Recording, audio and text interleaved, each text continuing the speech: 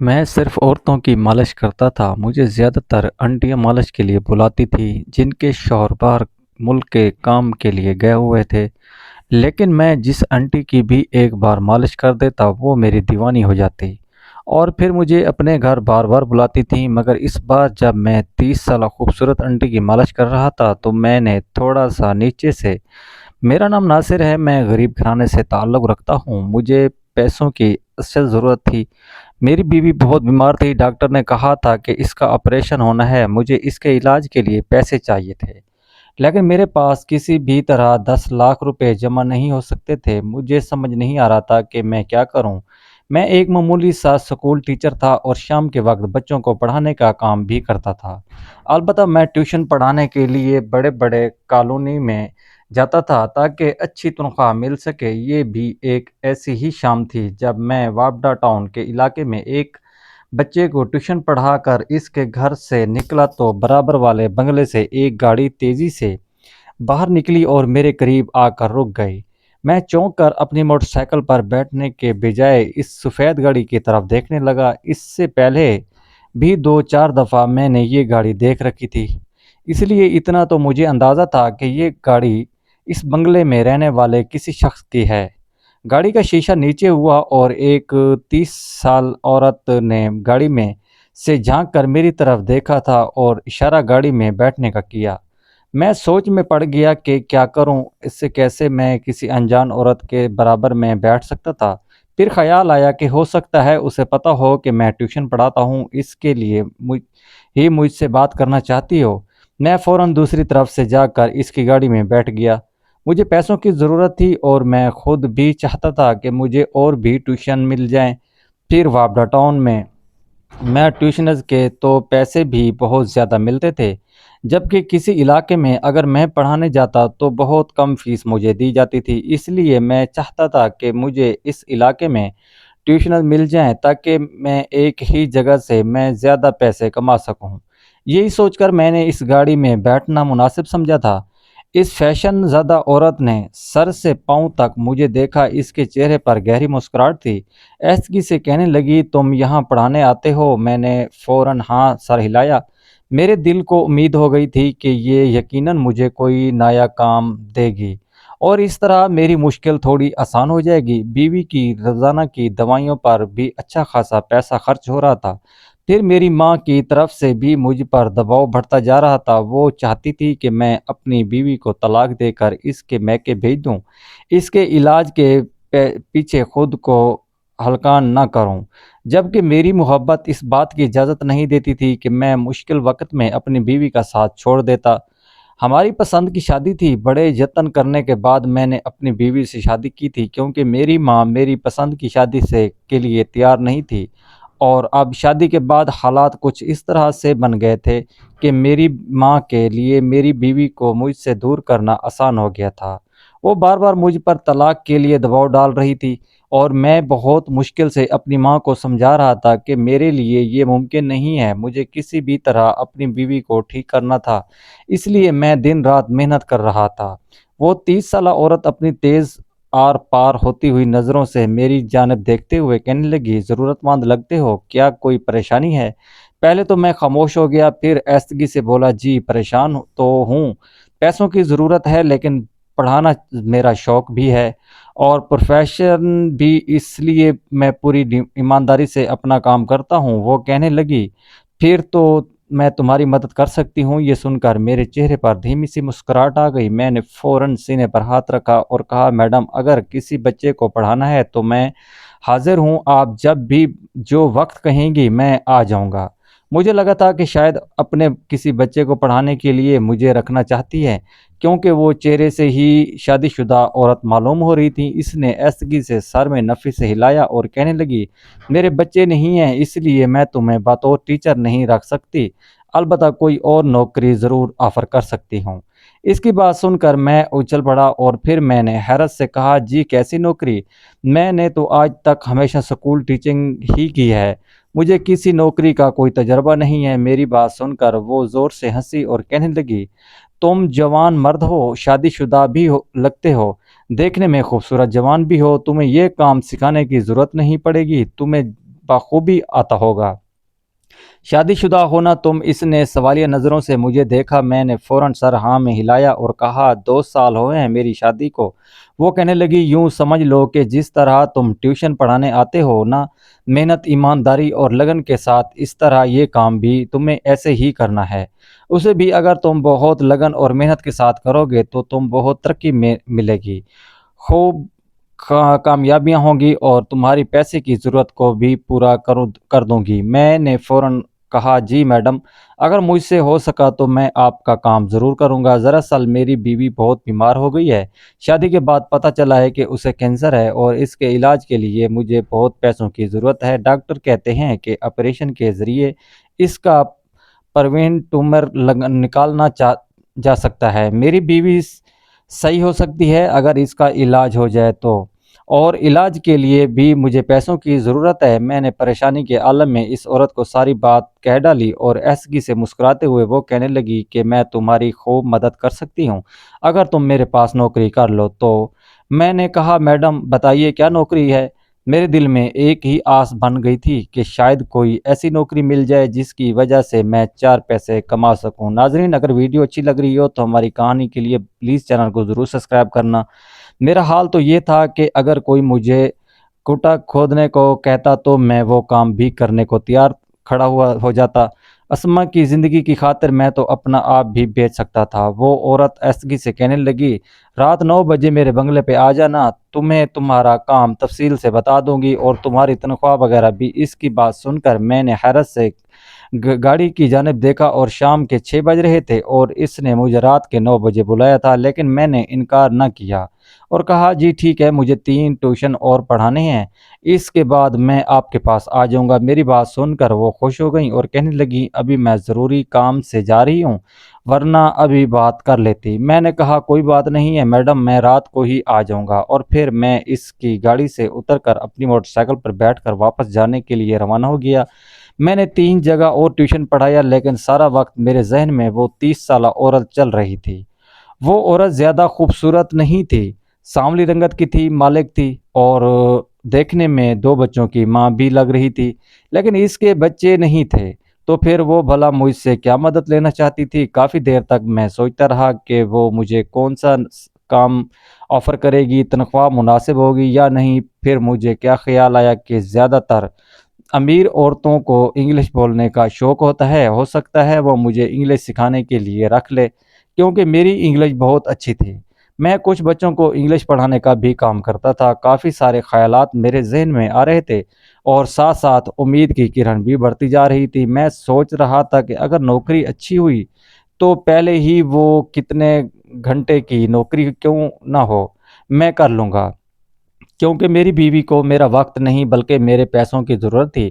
اسے ہر حال میں علاج چاہیے، کیونکہ جب اسے سر میں ٹیس اٹھتی تو وہ اپنا سر دیوار سے ٹکرانے لگتی۔ اپنی بیوی کی ایسی حالت دیکھ کر میرا دل خون کے آنسو روتا تھا۔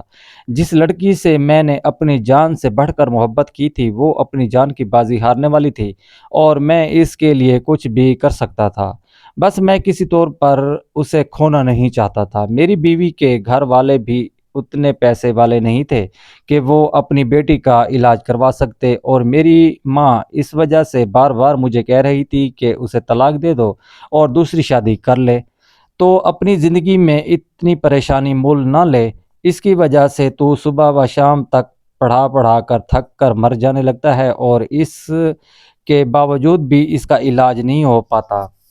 یہ سر کے درد سے الگ گھر میں ہنگامہ ڈال کر رکھتی تھی۔ دراصل میری بیوی کو جب بھی سر کا درد اٹھتا تو وہ چیخیں مارنے لگ جاتی تھی۔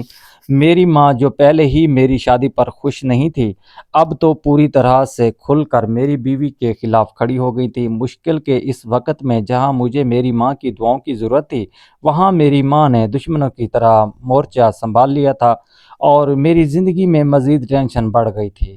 ٹیوشن پڑھا کر میں فارغ ہوا تو تقریباً 9 بج چکے تھے۔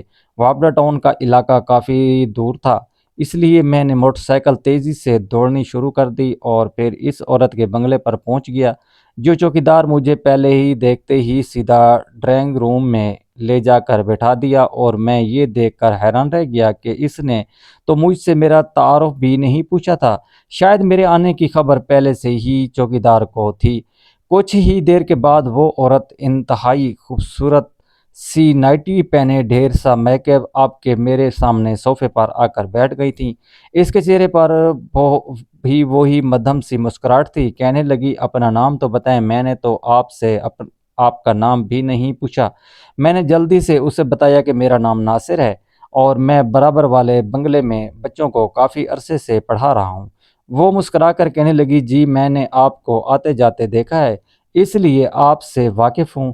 چوکیدار نے ہی مجھے بتایا تھا کہ آپ ان کے بچوں کو پڑھانے آتے ہیں، لیکن آپ کا نام معلوم نہیں تھا۔ خیر، اب تو ہماری اچھے طریقے سے جان پہچان ہو جائے گی۔ وہ اپنے سونے کے کنگن سے مستقل کھیلتے ہوئے مجھ سے بات کر رہی تھی اور میں سر پاؤں تک اس کی امیری کو دیکھ رہا تھا۔ اس گھر اور عالی شان بنگلے کو دیکھ کر مجھے یقین ہو گیا تھا کہ اس عورت کے پاس پیسوں کی تو کوئی کمی نہیں ہے۔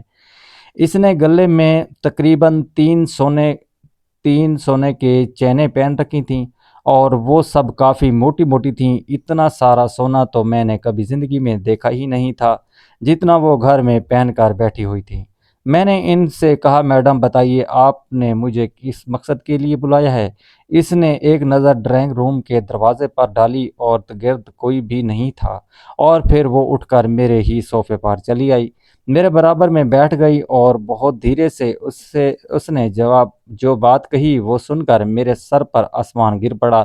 اتنی ہی دیر تک میں پھٹی پھٹی نگاہوں سے اسے دیکھتا رہا، گھبرا کر کھڑا ہو گیا۔ میڈم، یہ آپ کیا کہہ رہی ہیں؟ ارے بیٹھ جاؤ، کسی بات کے لیے اتنا پریشان ہو رہے ہو؟ میں نے کوئی انوکھی بات تو نہیں کی۔ اس نے میرا ہاتھ پکڑ لیا اور مجھے اپنے سامنے بٹھا لیا۔ کہنے لگی، جو 20 گھنٹے کی نوکری ہے، تم جب اپنے گھر جانا چاہو میں تمہیں اجازت دے دوں گی، بس تمہیں میری خواہش پوری کرنی ہوگی اور روز میری مالش کرنی ہوگی۔ میں نے بے یقینی سے اس کی عورت کو دیکھا جو کافی سمجھدار اور باشعور بھی لگ رہی تھی، لیکن اس کی بات سن کر مجھے ایسا معلوم ہو رہا تھا جیسے اس کا ذہنی توازن خراب ہو۔ بس پھٹی پھٹی نگاہوں سے اسے دیکھ رہا تھا، لیکن اس کے چہرے پر بہت مسکراہٹ تھی۔ وہ ایسکی سے بولی، اب جھکی تو اس کے مہنگے پرفیوم نے مجھے بے ہوش بے قابو کر دیا تھا۔ دھیمے سے کہنے لگی، میرا شوہر کسی قائل نہیں ہے، لیکن وہ ایک بہت امیر بزنس مین ہے، اس لیے وہ اپنی کمی کی چھپانا چاہتا ہے اور کسی کو بھی بتانا نہیں چاہتا کہ وہ میرے قابل نہیں ہے۔ میں بھی ایک غریب گھرانے سے تعلق رکھتی تھی۔ مجبوریوں کی وجہ سے میں نے دنیا کے دکھاوے کے لیے یہ شادی کر لی کیونکہ وہ میرے گھر والوں کو سپورٹ کرتا تھا، لیکن اب ہماری شادی کو 7 سال ہونے والے ہیں اور تنہائی مجھے مارنے لگی ہے۔ میرے شوہر کو بھی میری حالت کا اندازہ ہے، اس لیے اس نے خود مجھے اس بات کی اجازت دی ہے کہ میں جسے چاہوں اپنے لیے رکھ لوں۔ تمہیں اس بات کی اجازت سے اس لیے نوکری پر رکھ رہی ہوں، جب جب مجھے تمہاری ضرورت ہوگی تم میری خواہش پوری کر دینا۔ مجھے تم جیسا جوان مرد ہی چاہیے جو میری خواہشوں کو پوری طرح سے مکمل کر سکے۔ میں بہت عرصے سے ادھوری ہوں اور اب مزید ایسی زندگی نہیں گزار سکتی، اور پھر مجھے بچوں کی بھی ضرورت ہے۔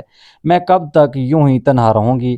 میرا شوہر میرے قابل نہیں ہے، میں یہ بات صرف میں اور میرا شوہر ہی جانتے ہیں، اور آج میں تم پر بھروسہ کر کے تمہیں بتا رہی ہوں، تم جتنی تنخواہ کہو گے تمہیں مل جائے گی۔ بتاؤ تمہیں سکول اور ٹیوشن پڑھا کر کیا ملتا ہے؟ اتنی ہی تنخواہ میں بھی تمہیں دے دوں گی اور علیحدہ سے بھی بہت سارا پیسہ دوں گی۔ تمہاری بیوی کا سارا علاج بھی میں خود کرواؤں گی، لیکن تمہیں میری خواہش کو میری مرضی کے مطابق پورا کرنا ہوگا۔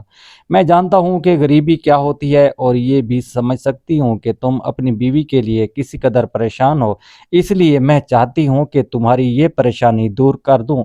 تم میری خواہش پوری کر دو اور میں تمہاری زندگی کی سب سے بڑی مجبوری کو مٹانے میں تمہاری مدد کروں گی۔ بولو منظور ہے کیا؟ اس نے بڑی گہری نگاہوں سے مجھے دیکھا تھا اور میں بس اسے تکتا ہی رہ گیا تھا۔ میرے تو وہم گمان میں بھی نہیں تھا کہ وہ مجھے اس کام کے لیے طلب کر رہی ہوگی۔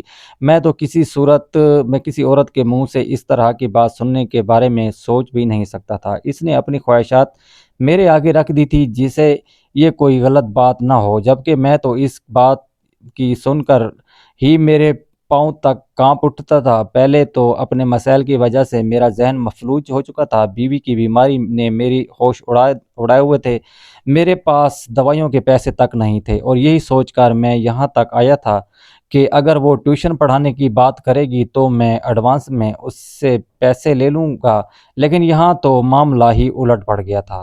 میں نے فوراً نفی میں سر ہلایا اور کہا، میڈم جی یہ سب میں نہیں کر سکتا، میری بیوی ایک بیمار عورت ہے، میں اسے دھوکہ نہیں دے سکتا، اور پھر یہ سب کچھ غلط ہے، گناہ ہے۔ یہ کہتے ہوئے میں اٹھ کر کھڑا ہوا تھا، اور میری بات سن کر میڈم ہنسی اور کہنے لگی، اسے دھوکہ نہیں دے سکتے تو کیا اسے مرتے ہوئے دیکھ سکتے ہو؟ تمہیں اس کے علاج کے لیے پیسے چاہیے نا؟ میڈم نے اپنا پرس کھولا اور کئی ہزار کے نوٹ نکال کر میز پر رکھ دیے۔ دیکھو، ان پیسوں سے اس کی دوائیاں آ سکتی ہیں، بدلے میں 2 گھنٹے میرے ساتھ گزار کر چلے جانا، نہ بتانا اپنی بیوی کو، بس یہی کہنا کہ تم مجھے انگلش پڑھانے آتے ہو۔ یہ کہہ کر وہ زور سے ہنسی اور میں اس کی نظریں چرا گیا تھا۔ میری ہلکی سی نظر ان پر پیسوں پر پڑی تھی جو میز پر رکھے تھے۔ ان پیسوں سے میری بیوی کی 2 ہفتے کی دوائیاں آسانی سے آ سکتی تھی، لیکن ان پیسوں کے حوض جو کام مجھے کرنا تھا وہ میرے لیے ممکن نہیں تھا۔ میں عزت دار اور شریف مرد تھا، میں نے کبھی ایسی ویسی کوئی حرکت نہیں کی تھی۔ میں نے اسما سے محبت کی تھی اور شادی کر کے اس سے اپنی زندگی میں شامل کیا تھا، تو پھر میں یہ تصور بھی کیسے کر سکتا تھا کہ میں کسی اور عورت کے ساتھ ناجائز تعلق قائم کرتا؟ اور میرے چہرے کے تاثرات اس عورت نے پڑھ لیے تھے۔ دھیمے سے کہنے لگی، تمہیں ناجائز تعلقات سے ڈر لگتا ہے؟ میں نے فوراً ہاں میں سر ہلایا۔ وہ کہنے لگی، تو پھر جائز کر لیتے ہیں۔ اس کی بات سن کر میں حیران تو ہوا۔ کہنے لگی، میرا شوہر تو ویسے ہی مرد نہیں ہے، اور اپنی اس کمی کو چھپانے کے لیے تو اس نے مجھے یہاں رکھا ہے۔ اس سے کہو گی کہ وہ مجھے طلاق بھی دے دے گا، اور ہمارے درمیان تو ویسے بھی کوئی رشتہ نہیں ہے، میں تم سے نکاح کر لیتی ہوں تو پھر تمہارے لیے جائز ہو جاؤں گی سب کچھ۔ ہاں، البتہ اس نکاح کی کوئی قانونی حیثیت نہیں ہوگی، صرف تمہارے دل کی تسلی کے لیے میں یہ نکاح کروں گی۔ قانونی طور پر میں اپنے شوہر کی ہی بیوی رہوں گی، کیونکہ اس طرح اس دولت سے دستبردار نہیں ہونا چاہتی تھی۔ اس کی وجہ سے میرے گھر والوں کی زندگی سنور گئی اور مجھے بھی غریبی سے چھٹکارا حاصل ہو چکا ہے۔ اس کی دولت سے ہی میں تمہاری مشکلات بھی حل کر دوں گی۔ تمہاری بیوی بن کر تو میں اولاد بھی حاصل کر سکوں گی، اور اس اولاد کو میں اپنے پہلے شوہر کا نام ہی دوں گی، اور اس طرح میری زندگی اور بھی پرسکون ہو جائے گی۔ وہ عورت بڑے مطمئن انداز سے کہہ رہی تھی۔ میں اس کی باتوں پر حیران تھا۔ پھر وہ کہنے لگی، سوچ لو، یہ پیسہ تمہارے پاس بہت کام آ سکتا ہے۔ اس نے نوٹوں کی گڈیاں اٹھا کر میرے سامنے لہرائیں، اور مجھے اٹھ کھڑا ہو گیا تھا، اور میں نے کہا، میڈم مجھے سوچنے کے لیے وقت چاہیے۔ وہ کہنے لگی، میں جانتی ہوں تمہارا جواب ہاں میں ہی ہوگا، تمہاری آنکھوں میں اپنی بیوی کے لیے جو محبت ہے وہ مجھے صاف نظر آ رہی ہے۔ اگر اس کا علاج کروانا چاہتے ہو تو میری بات مان لو۔ میں نے نظریں اٹھائیں تو میں نے وہ پیسے میری طرف بڑھا دیے۔ کہنے لگی، بیوی کی دوائیاں لینے اور کل دوپہر میں 2 بجے چلے آنا، میں اپنے شوہر سے اسی وقت طلاق لے لوں گی، اور پھر اس کی موجودگی میں ہی میں تم سے نکاح کر لوں گی۔ اس کے بعد کچھ گھنٹے میرے ساتھ گزار لینا، یہاں وہاں ٹیوشن پڑھا کر جو اپنا وقت خراب کرتے ہو وہ سب چھوڑ دینا۔ یہ کہہ کر اس نے نوٹ مجھے پکڑا دیے۔ میں خاموشی سے لے کر باہر کی جانب نکل گیا۔ میں اس عورت کی بات پر حیران تھا، عدت پوری کیے بغیر نکاح کرنا چاہتی تھی، وہ بھی بس میری تسلی کے لیے۔ یا اللہ، ایسے لوگوں کا کیا انجام ہوگا؟ میرا ذہن سوچوں میں تھا، اور اس وقت اس عورت کے ایک ملازم نے مجھے آواز دے کر دروازے کے قریب روکا اور میرے پاس چلا آیا اور کہنے لگا، میں نے آپ کی اور میڈم جی کی ساری باتیں سن لی ہیں، اور میں جانتا ہوں کہ آپ کس قدر پریشان ہیں۔ کافی عرصے سے آپ کو برابر والوں کے بنگلے میں آتے جاتے دیکھ رہا ہوں۔ میرا مشورہ نہ ہے میڈم جی کی بات کو قبول کر لیں۔ صاحب جی واقعی ان کے قابل نہیں ہیں۔ میڈم جی بہت اچھی عورت ہیں، لیکن صاحب جی کی وجہ سے پریشان رہتی ہیں۔ ان کی کمی دور ہو جائے گی اور آپ کی بیوی کا علاج بھی ہو جائے گا، اور پھر نکاح کے بعد تو کچھ گناہ بھی نہیں رہے گا۔ وہ بہت مخلصانہ انداز میں مجھے مشورہ دے کر واپس چلا گیا تھا۔ میں واپسی کے لیے نکل پڑا اور بیگ چلاتے ہوئے انہی سوچوں میں گم تھا۔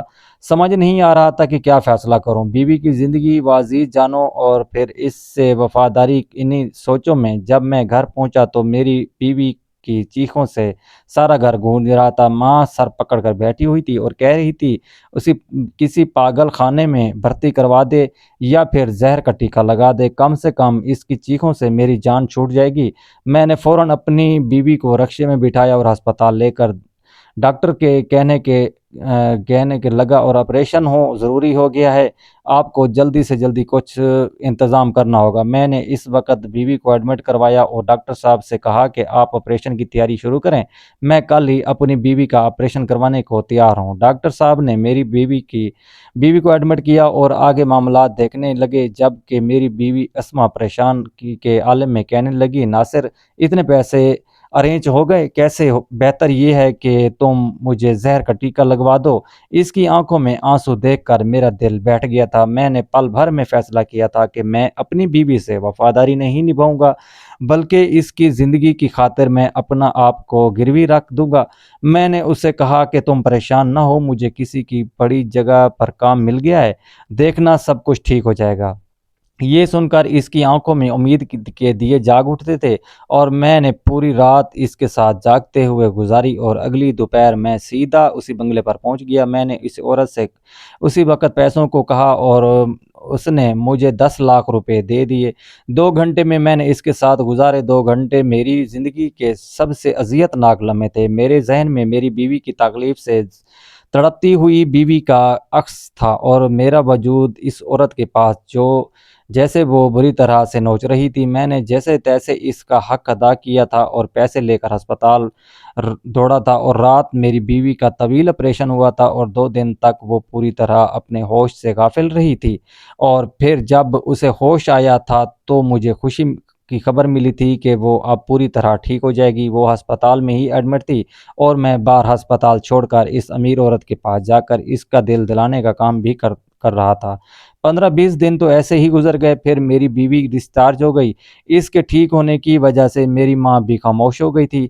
मैंने अपनी बीवी को यही बताया था कि मुझे अच्छी नौकरी मिल गई है, लेकिन मुझे वक्त कोई तयन नहीं। मेरी बीवी को इस बात पर कोई एतराज़ नहीं था, क्योंकि वो जानती थी कि मैंने जो कुछ भी किया है इसके लिए किया है। मैं आज भी इस अमीर औरत के बंगले पर जाता हूँ और वहाँ जाकर इसका दिल बहलाता हूँ। आहिस्ता-आहिस्ता मुझे पता चला कि यहाँ ऐसी और बहुत सारी औरतें हैं जो अपने शौहरों से खुश नहीं हैं, और उन्होंने मेरी तरह ही जवान मर्दों को तनख्वाह के हौज़ पर नौकरी पर रखा हुआ है। जो बात शायद सुनने में बहुत बेवकूफ़, और लेकिन यही आज की दुनिया का सच है। मैं भी ये नौकरी बहुत मजबूरी में कर रहा हूँ। अलबत्ता मेरा दिल इस बात पर मुतमईन है कि मैंने इस औरत से निकाह किया था और मेरा और इसका रिश्ता हलाल है। क्या आपको भी इस बारे में कुछ इल्म है?